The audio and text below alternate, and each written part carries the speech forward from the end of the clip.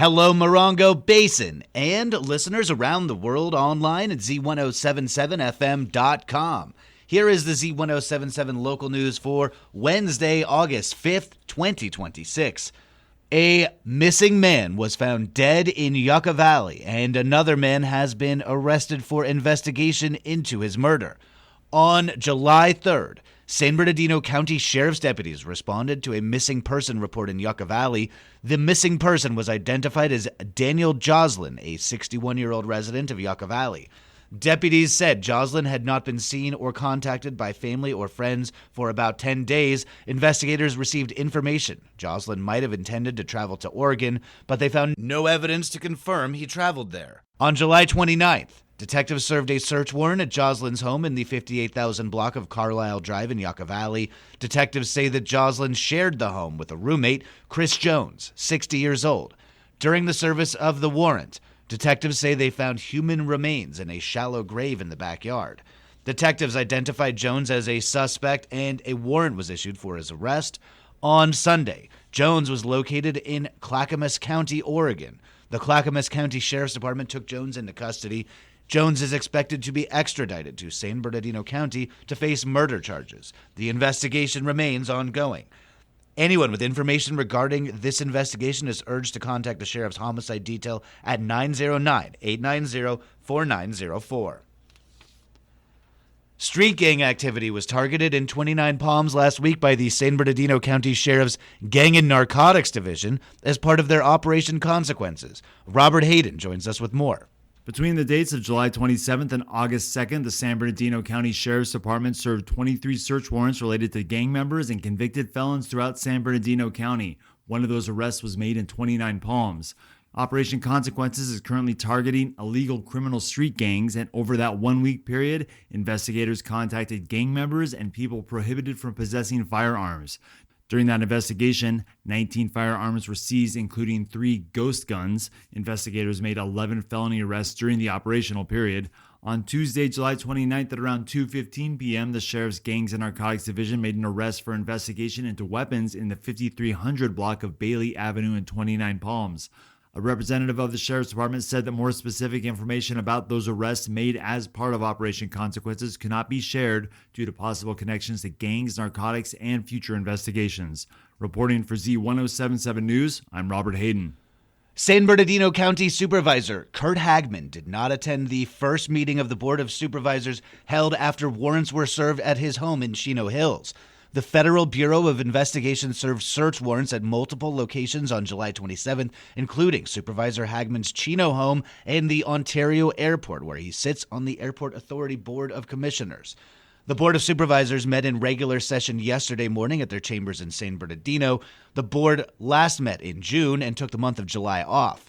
At Tuesday's meeting, the remaining 4 supervisors were present, and the meeting was conducted without mention of Supervisor Hagman's absence or investigation. Supervisor Hagman represents San Bernardino County's 4th district. The board makes decisions that impact the entirety of San Bernardino County, with additional influence in unincorporated county areas like Joshua Tree, Landers, Morongo Valley, and Wonder Valley. The Morongo Basin is part of the county's 3rd district and is represented by Supervisor Don Rao, who is not under federal investigation. The Town of Yucca Valley's Animal Shelter Committee meets in regular session today. The committee will receive shelter statistics from June and July, receive an operational overview of the shelter, and share shelter success stories. The Town of Yucca Valley's Animal Shelter Committee meets on Wednesday at 5:30 p.m. at the Yucca Valley Community Center's Yucca Room. The Unity Home is a local organization that provides services and shelter to the victims of domestic violence, but they can't do it without your help. One of the primary fundraising mechanisms for the Unity Home is their popular thrift store in Yucca Valley. But like many local businesses, the Unity Home thrift store gets a lot quieter during peak summer heat.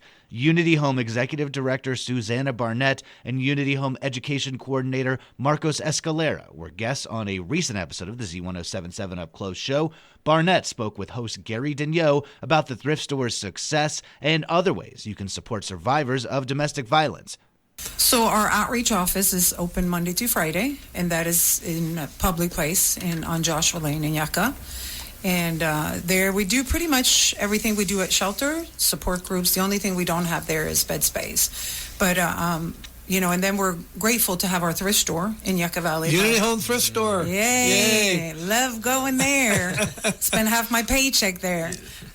Because all the money that we do make at the thrift store goes right back into our clients. And does it do well? You don't have to give me figures, but is it a nice source of income for you? Well, I always say anything, even if it's $10, it's $10 we didn't have before. So we could do better. I think that it could be maybe because people, now that it's getting hot, they don't go out shopping. And so we notice that our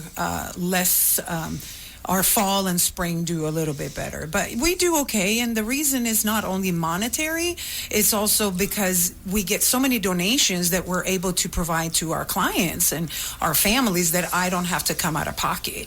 So, household items, because we do have 10 transitional apartments that after they have completed the shelter, they can move in there for 2 years, and those are fully furnished. So we're just really grateful that the thrift store provides so much extra stuff for us. Are those volunteers or paid positions at the thrift store? There is 1.5 paid position, but then there is also volunteers. Because you need professionals to manage it and run Correct. it and make sure that's going okay. Correct. If you are experiencing domestic violence, call Unity Home's hotline phone number, 760-366-9663. To learn more about supporting Unity Home, you can visit their website at unityhome.org, and you can hear that full conversation by listening to the Up Close Show as a podcast at our website, Z107.7fm.com, or wherever you get your podcasts.